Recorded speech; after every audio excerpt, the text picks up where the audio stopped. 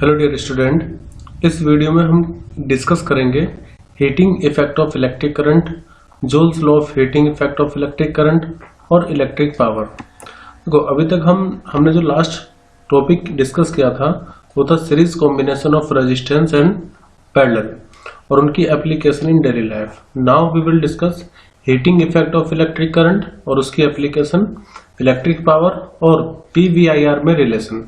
और इस वीडियो के साथ इस चैप्टर के जितने भी टॉपिक होंगे वो सब कंप्लीट हो जाएंगे।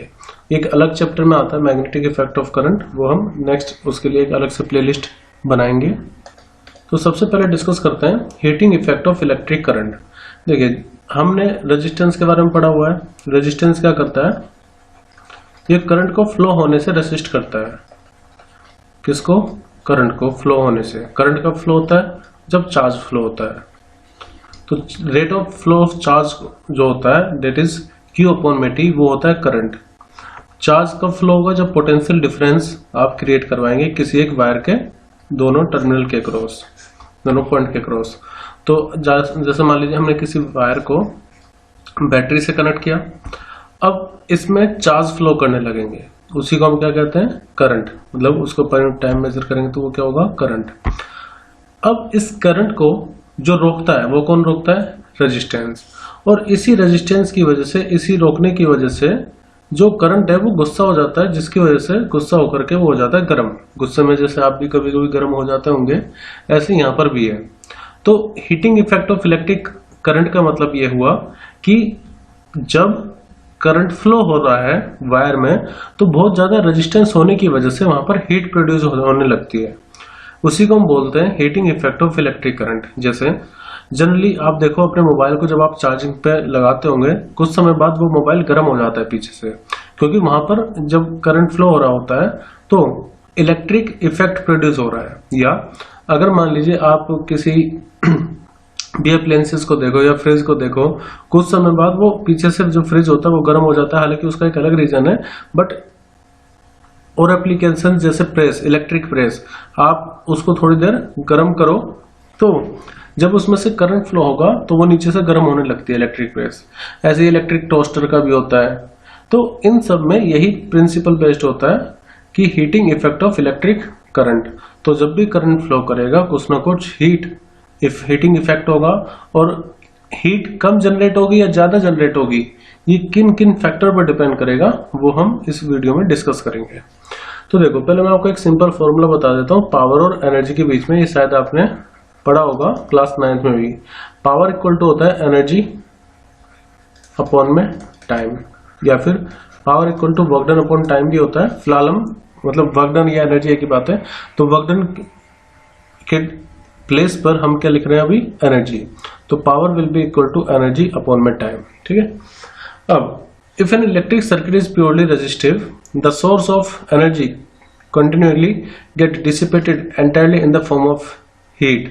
This is known as heating effect of electric current. यानी कि अगर किसी वायर में करंट फ्लो करवा रहे हैं तो उस वायर में करंट के फ्लो होने की वजह से कुछ इलेक्ट्रिकल जो एनर्जी होगी वो वेस्ट हो जाती है हीटिंग एनर्जी में। तो वही है heating effect of electric current. अब ये कैसे पता लगेगा कि कौन कौन फैक्टर किस पर डिपेंड करेगा? तो उसके लिए हम पढ़ेंगे जूल्स लॉ ऑफ हीटिंग। तो ये कहता है कि it state that the heat produce in the register is directly proportional to the square of the current. यानी कि जितना ज्यादा करंट होगा उतना ज्यादा हीट जनरेट होगी। दूसरा, ये डायरेक्टली डिपेंड करता है कि रेजिस्टेंस कितना है। जितना ज्यादा रेजिस्टेंस उतना ज्यादा हीट। और ये इस पर भी डिपेंड करता है कि कितने समय के लिए करंट फ्लो हो रहा है। So it is directly proportional to time. तो इन सबको जब आप कंबाइन करेंगे एक फॉर्मूला हमारे पास मिल जाएगा I²RT, और यहाँ पर प्रोपोर्शनलिटी कांस्टेंट यूनिट रहेगा यानी कि 1। तो H इक्वल टू कितना आ गया? I²RT। H क्या है? यह है हीट एनर्जी। ये क्या है? Heat energy. ठीक है। एक और चीज मैंने आपको बताया था एनर्जी और पावर में रिलेशन। तो पावर इक्वल टू कितना होता है? एनर्जी अपॉन में टाइम। तो हम कह सकते हैं अगर आपको पावर निकालनी है तो पावर इक्वल टू कितना हो जाएगा? एनर्जी अपॉन में टाइम। ये एनर्जी तो यहाँ पर जो हमने फाइंड किया है, तो I² R इंटू में T अपॉन T। टी से टी कैंसिल, तो हमारे पास पावर का फॉर्मूला आ गया कितना, आई स्क्वायर इंटू में आर। और भी फॉर्मूला होते हैं वो हम बताएंगे, बट आई यानी कि करंट और आर के टर्म में जो पावर का फॉर्मूला होगा वो होगा आई स्क्वायर इंटू में आर। तो देखो पहले एक बार हीट के बाकी फॉर्मूले डिस्कस कर लेते हैं। एक चीज आप क्लियर रखो कि जो भी फॉर्मूला हीट का होगा उसमें से टाइम हटा दो तो पावर का फॉर्मूला बन जाएगा। मैं रिपीट करता हूं, जैसे ये फॉर्मूला है किसका, हीट का, उसमें से टाइम रिमूव कर दो, ठीक है, तो फॉर्मूला किसका मिल जाएगा, पावर का, क्योंकि जब आप टाइम को एच से डिवाइड करोगे तो वो पावर हो जाएगा। तो एक ही बात है। अब बाकी फॉर्मूले डिस्कस कर लेते हैं। जैसे एक फॉर्मूला तो हो गया हीट का, आई स्क्वायर आर इंटू में टाइम टी, और इधर मैं पावर लिख देता हूँ, पावर इक्वल टू कितना, आई स्क्वायर आर, मतलब सिर्फ टी हटाना है। अब देखिए आपको पता है V equal to I R होता है, तो अगर मान लीजिए इस फॉर्मूले से मैं आर हटा दूं तो कैसे हटा सकते हैं, यहां से V अपॉन आई की वैल्यू किसके बराबर हो गई, आर के, तो H इक्वल टू कितना आएगा, आई स्क्वायर इंटू में आर को हम रिप्लेस कर रहे हैं V अपॉन आई से, और इंटू में टाइम टी, तो H इक्वल टू कितना हो जाएगा, आई से I cancel, V I into में टाइम टी, और इसी पावर का फॉर्मूला क्या हो जाएगा, V इंटू में आई। V क्या है, वोल्टेज पोटेंशियल डिफरेंस, और I क्या है, करंट। तो एक ये फॉर्मूला आ गया हमारे पास। एक फॉर्मूला ये था H equal to I square R T, या power equal to I square R. अब एक और चीज, अभी हमने वोल्टेज करंट में रिलेशन देख लिया हीट का, करंट और रेजिस्टेंस में। अब हम रिलेशन देखेंगे वोल्टेज और रेजिस्टेंस में, तो इसके लिए मुझे यहाँ से आई हटाना पड़ेगा। तो देखो इसी फॉर्मूले से अगर मैं आई की वैल्यू फाइंड करूँ तो आई इक्वल टू कितना हो जाएगा, V अपॉन में आर, आई इक्वल टू कितना होगा, V अपॉन में आर। तो H इक्वल टू कितना हो जाएगा, V आई की जगह पर आ जाएगा V अपॉन में आर, और टाइम तो रहेगा, तो ये आ जाएगा V स्क्वायर अपॉन में आर। तो एक और फॉर्मूला हो गया हमारे पास हीट का, V स्क्वायर अपॉन में आर इंटू में टाइम टी, और पावर का, इलेक्ट्रिक पावर का फॉर्मूला हो जाएगा V स्क्वायर अपॉन में आर। बस टाइम ही तो हटाना है। तो ये तीन फॉर्मूले आपको ध्यान रखने हैं, या तो आप पावर के सारे याद रख लो, power equal to I square R, power equal to voltage into में current, power equal to V square upon में आर। और जब आपको हीट चाहिए तो टाइम की मल्टीप्लाई कर दो, टी टी टी आ जाएगा, मतलब I square R T, V I T, और V स्क्वायर अपॉन में आर टी। तो अभी तक हमने ये सीखा है कि जब किसी वायर में करंट फ्लो करेगा तो उस करंट को अपोज कौन करता है, रेजिस्टेंस। तो जितना ज्यादा रेजिस्टेंस होगा उतना ज्यादा उसमें हीट प्रोड्यूस होगी। इसी को हम क्या बोल रहे हैं, heating effect of electric current, यानी कि करंट के फ्लो होने से जो हीट जनरेट हो रही है वही क्या है, heating effect of electric current. Current के फ्लो होने से जो हीट जनरेट हो रही है वो एक इफेक्ट हो गया, प्रभाव हो गया, तो उसी को heating effect of electric current बोल रहे हैं। हमने ये देख लिया कि जो हीट एनर्जी है, यानी कि जो हीट निकलेगी उसमें से, वायर में से, due to flow of the current, वो किन किन फैक्टर पर डिपेंड कर रही है। उसके तीन फॉर्मूला हमने चेक किया, H equal to I square R T, H equal to V I T, और H equal to V square upon में आर इंटू में टाइम टी। ऐसे अगर इलेक्ट्रिक पावर के फॉर्मूले होंगे तो I square R T, V I और V स्क्वायर अपॉन में आर। तो एक इसमें टॉपिक था ना, inter relation between V I R, तो वो इन्हीं सबसे हो जाएगा। वी आई आर में रिलेशन हमने चेक किया, यहाँ पर देखो P equal to I square R, P equal to V I, P equal to V square upon में आर। तो मैं फिर से फॉर्मूला लिख देता हूँ, देखो power equal to V I, power equal to I square into में R, power equal to V square upon में आर। देखो जब आई स्क्वायर है तो आई स्क्वायर के बराबर में आर आएगा, जब V स्क्वायर है तो V स्क्वायर के नीचे आ रहेगा, नहीं तो V इंटू आई तो है ही है। और न्यूमेरिकल में हम कौन सा फॉर्मूला यूज करेंगे डिपेंड करेगा कंडीशन ऑफ न्यूमेरिकल पे, कि हमें क्या दिया है और क्या निकालना है। उसकी भी प्रैक्टिस मैं आपको करवाऊंगा अलग से, इस वीडियो में नहीं, अलग से हम इस पर बेस्ड क्वेश्चन करेंगे। अब देखो जो ये हीट जनरेट हो रहा है किसी भी वायर में, उसके कुछ फायदे भी हैं और नुकसान भी है।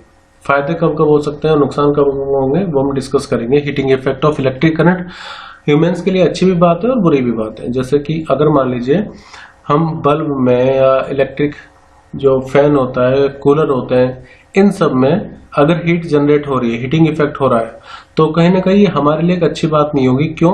क्योंकि बहुत सी बार ज्यादा करंट की वजह से, ज्यादा हीट होने की वजह से कुछ डिवाइसेस खराब भी हो जाती हैं, खास करके जब तापमान टेम्परेचर बहुत ज्यादा हो।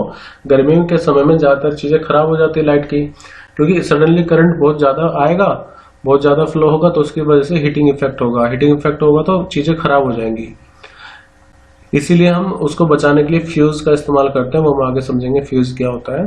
और फायदेमंद चीज कहाँ पर है heating effect of electric current का? फायदा यह है कि इलेक्ट्रिक प्रेस उसमें हम इसका इस्तेमाल करते हैं, गीजर उसमें इस्तेमाल किया जाता है, इलेक्ट्रिक प्रेस, और इसके अलावा टोस्टर बनाने की जो मशीन होती है उन सब में ये फायदेमंद चीज है। तो देखो, heating effect is desirable in device like electric heater, electric iron, electric bulb, इन सब में तो चीजें सही है क्योंकि इसका इस्तेमाल किया जाता है।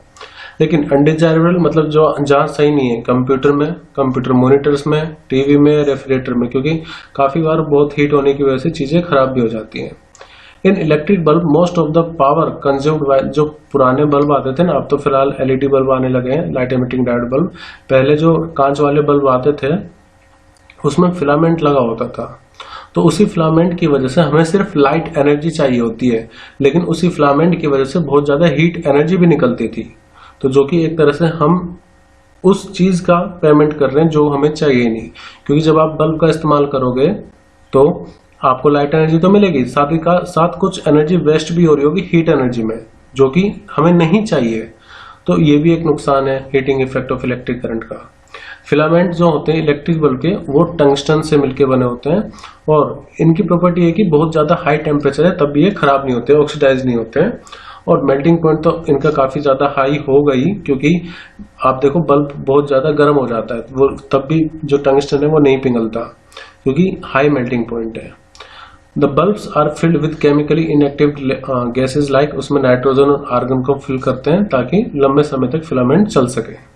तो यहाँ पर हमने देखा कि हीटिंग इफेक्ट डिजायरेबल इफेक्ट भी है और अनडिजायरेबल इफेक्ट भी है, डिपेंडिंग कि हम उसका इस्तेमाल कहाँ पर कर रहे हैं। अब देखो नेक्स्ट क्या है, इलेक्ट्रिक पावर। तो मैंने आपको बताया था कि इलेक्ट्रिक पावर का मतलब क्या होगा। पावर का फॉर्मूला होता है एनर्जी अपॉन में टाइम। तो the rate at which energy is consumed और डिसिपेटेड इन इलेक्ट्रिक सर्किट, उसको बोलते हैं पावर। यानी कि किस दर से आप एनर्जी का इस्तेमाल कर रहे हैं या एनर्जी वेस्ट हो रही है, हो भी सकती है वेस्ट, तो उसको हम बोलते हैं इलेक्ट्रिक पावर।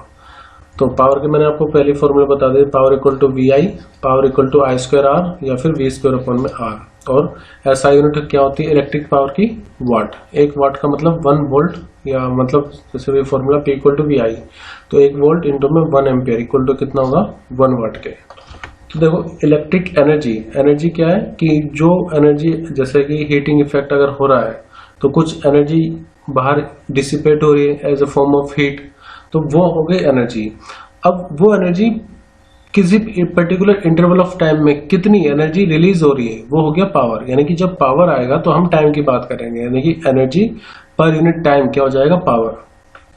इसके अलावा जो कमर्शियल यूनिट है, यानी कि जिसके हम पेमेंट भी करते हैं, बिल आता है, कमर्शियल यूनिट है इलेक्ट्रिकल एनर्जी की किलोवाट आवर। अब 1 किलोवाट आवर में कितनी एनर्जी होगी वो डिस्कस कर लेते हैं। देखो 1 kilowatt hour, power equal to कितना होता है एनर्जी अपॉन में टाइम, तो एनर्जी इक्वल टू कितना होगा पावर इंटू में टाइम टी।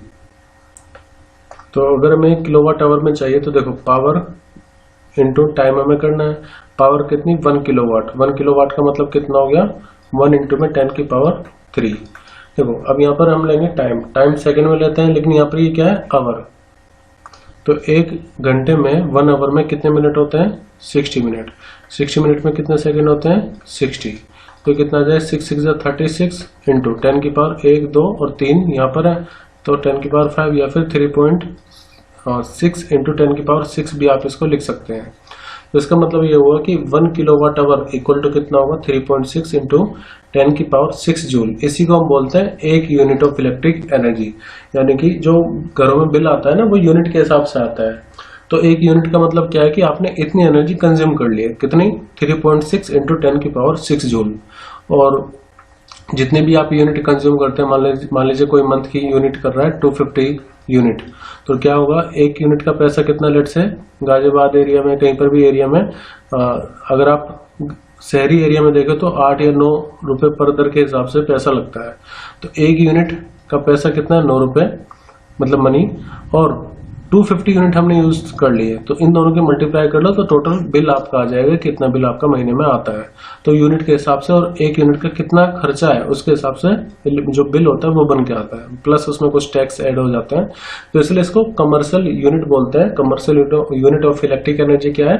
किलोवाट आवर, क्योंकि इसी से डिसाइड हो रहा है कि एक यूनिट क्या है। एक यूनिट का मतलब क्या हुआ? 3.6 इंटू 10⁶ जूल को हम बोलते हैं 1 यूनिट ऑफ इलेक्ट्रिक एनर्जी। अब डिस्कस कर लेते हैं थोड़ा सा इलेक्ट्रिक फ्यूज को। देखो, इलेक्ट्रिक फ्यूज हर घर में जितने भी इलेक्ट्रिकल बोर्ड होते हैं उन सब में इसका इस्तेमाल किया जाता है, इसलिए ताकि सावधानी बनी रहे। इसका फायदा ये होता है कि इसमें देखो एक बहुत पतला सा वायर है, ये एलॉय का वायर होता है। यहाँ पर भी एक वायर एलॉय का लगाया जाता है इनके बीच में, ये फ्यूज वायर यहाँ पर दिखाया हुआ है ना।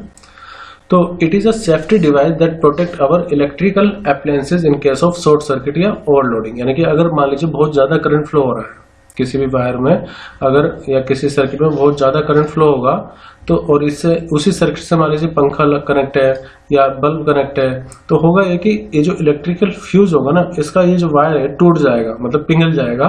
तो इसका लो मेल्टिंग पॉइंट होना चाहिए, ताकि अगर करंट ज्यादा है तो करंट ज्यादा होने की वजह से ये जो फ्यूज है उसका वायर पिघल जाए और जो एक्स्ट्रा करंट है वो इन सर्किट में ना जा पाए, ताकि वो सर्किट में जो भी अप्लायंसेस है वो खराब ना हो।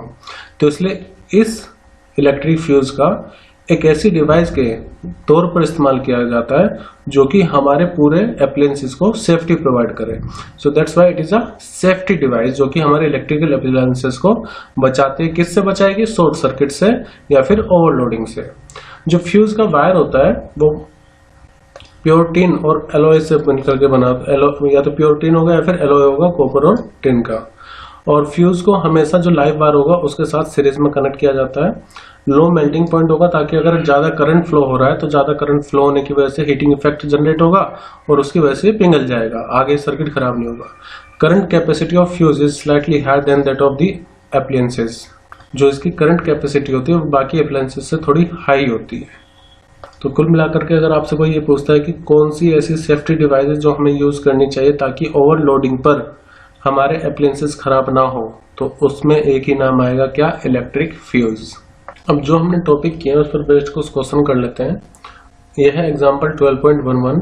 100 joule of heat is produce each second in a 4 ohm resistance. Find the potential difference across the register. देखो, जो गिवन है सबसे पहले वो लिख लेते हैं। जैसे 100 जूल, तो जूल किसकी यूनिट होती है? वर्क डन की या फिर एनर्जी की। तो ये हमें गिवन है हीट एनर्जी। ये हमें क्या गिवन है? एनर्जी। कौन सी? Heat energy. In each second in 4 ohm resistance. Resistance की वैल्यू कितनी है? वो है 4। और पोटेंशियल डिफरेंस हमें निकालना है और टाइम कितना? 1 सेकेंड। तो देखो, पोटेंशियल डिफरेंस निकालने मैंने आपको फॉर्मूला 3 बताए थे। कौन कौन से? हीट एनर्जी वाले फॉर्मूला होंगे। हीट एनर्जी का फॉर्मूला होता है I² RT या फिर V² अपॉन में R इंटू में टाइम T और VIT। ठीक है, फिलहाल हमें कौन सा इस्तेमाल करना चाहिए? देखो, हमारे पास V नहीं पता, R पता है, तो इसलिए मैं वो फॉर्मूला यूज करूंगा जिसमें V और R दोनों आ रहे हो। तो देखो, हीट एनर्जी का फॉर्मूला होता है V² अपॉन में R इंटू में टाइम T। तो H की वैल्यू कितनी है? 100। V² मतलब V फाइंड करना, R की वैल्यू 4, टाइम की वैल्यू 1। तो V² इक्वल टू कितना हो जाएगा? 400। या फिर V इक्वल टू कितना हो जाएगा? 400 का अंडर रूट, या फिर देखो 4 का 2 होता है तो ये कितना आ जाएगा? 20 वोल्ट। तो करेक्ट आंसर होगा 20 वोल्ट। तो आपको फॉर्मूला उसी हिसाब से चूज करना है जिस हिसाब से वैल्यू गिवन है और जो पूछी गई है। जैसे इसमें हमें रेजिस्टेंस दिया था, वोल्टेज निकालना था, तो इसलिए हमने V² अपॉन R वाला फॉर्मूला यूज किया है। Example 12.12। An electric bulb is connected to 220 volt generator. Current 0.50 है, तो पावर पता नहीं है। तो पावर के 3 फॉर्मूले हमारे पास, V² अपॉन में R या फिर I² इंटू में R या फिर VI। यहाँ पर कौन सा इस्तेमाल करना चाहिए? तो देखो, पहले गिवन क्या क्या है। करंट गिवन है 0.50 एम्पियर और वोल्टेज गिवन है 220 वोल्टेज। पावर निकालना है तो कौन सा इस्तेमाल करना चाहिए? VI वाला, क्योंकि P इक्वल टू कितना होता है? V इंटू में I। वोल्टेज कितना? 220, करंट 0.50। तो इन दोनों की जब आप मल्टीप्लाई करेंगे तो ये कितना आ जाएगा? 110। और यूनिट क्या होती है पावर की? Watt. Example 12.13। An electric refrigerator rated का मतलब ये हो गया कि ये पावर इसकी गिवन है 400 वॉट और इसको हम ऑपरेट कर रहे हैं 8 घंटे एक दिन में। What is the cost of energy to operate it for 30 days at rate of 3.00 per kilowatt hour. देखो मैंने आपको बताया था 1 यूनिट का मतलब कितना एनर्जी 3.6 इंटू 10 की power 6 kilowatt joule. 1 kilowatt our, इसी को हम 1 किलोवाट आवर भी बोलते हैं। 1 किलोवाट आवर में कितने जूल होंगे 3.6 इंटू 10 की पावर 6 जूल। अगर मैं यहाँ पर फाइंड कर पाया एनर्जी, टोटल एनर्जी कितनी है, ठीक है, और किस में फाइंड करूंगा मैं किलोवाट आवर में, तो वो मुझे पता लग जाएगा कि कितने यूनिट हम कंज्यूम कर रहे हैं 30 दिन में। तो जितनी भी यूनिट आएंगी उससे हम 3 की मल्टीप्लाई कर देंगे। जैसे मैंने आपको पहले बताया था कि जितनी भी यूनिट होती हैं उनकी जो रुपया है, जो भी मनी है, जो भी खर्चा है उसका 1 यूनिट का, उसमें आप टोटल यूनिट को मल्टीप्लाई कर दो तो आपको पता लग जाएगा कि कितना टोटल कॉस्ट होगी। यहाँ पर पहले एनर्जी निकालता है। तो एनर्जी का फॉर्मूला क्या होता है, मैंने आपको बताया था power equal to energy upon में टाइम। तो एनर्जी इक्वल टू कितना हो जाएगा पावर इंटू में टाइम। तो पावर कितनी है 400, लेकिन टाइम हम किस में रखेंगे SI यूनिट में। तो देखो 8 घंटे एक दिन में है, 8 घंटे एक दिन में पर डे का, और टोटल दिन कितने हैं, टोटल दिन है 30। तो क्योंकि 8 घंटे एक दिन का हुआ तो ये हो गया एक दिन का। फिर कितने दिन के लिए इस्तेमाल कर रहे हैं 30 दिन के लिए। तो ये तो हो गया कि पावर इंटू टाइम। लेकिन हम इसमें क्या करेंगे चेंज, कि जब आप मल्टीप्लाई करेंगे आएगा 96,000 वाट आवर, लेकिन हमें तो किलोवाट में चाहिए। तो इसका मतलब ये है कि 96 इंटू, इसको मैं ऐसे लिख सकता हूँ 96 इंटू 1000 वाट आवर, क्योंकि ये 3 जीरो है तो इसका मतलब 1000 की इसमें मल्टीप्लाई हो रही होगी 96 में। तो इसको आप लिख सकते हैं 96 और ये 10 की पावर 3 या 1000 का मतलब क्या है किलो, तो ये आया किलोवाट आवर। तो हमें ये पता चल गया कि जो हम एनर्जी यूज कर रहे हैं वो कितनी यूज कर रहे हैं 96 किलोवाट आवर, यानी कि 96 यूनिट। अब 1 यूनिट का पैसा कितना है 3, तो हम 96 के 3 में मल्टीप्लाई कर देंगे। तो 96 क्या टोटल यूनिट और 1 यूनिट का खर्चा 3। तो जब आप इन दोनों की मल्टीप्लाई करेंगे विल गेट 288। तो आपको इतना बिल पे करना होगा 288। तो यहाँ तक हमने कंप्लीट कर लिया है। तो हमारे जो फर्स्ट चैप्टर था, मतलब कि चैप्टर 12 एक्चुअली फिजिक्स का मैं फर्स्ट बोलता हूँ इसको, तो जो इलेक्ट्रिसिटी चैप्टर है उसके सब टॉपिक हमने कवर कर लिए। यहाँ तक heating effect of electric current application हमने डिस्कस कर लिया, कहाँ कहाँ इसको अप्लाई करते हैं, इलेक्ट्रिक पावर और इंटर रिलेशन बिटवीन VIR। लेकिन अब जो आगे की वीडियो होंगी इसी चैप्टर से रिलेटेड, उसमें मैं जो भी क्वेश्चंस होंगे उन क्वेश्चंस को डिस्कस किया जाएगा, और जो एक्स्ट्रा क्वेश्चन है जो प्रीवियस ईयर में पूछे गए हैं क्वेश्चन, उनको भी सोल्व किया जाएगा। Thank you everyone, bye and take care.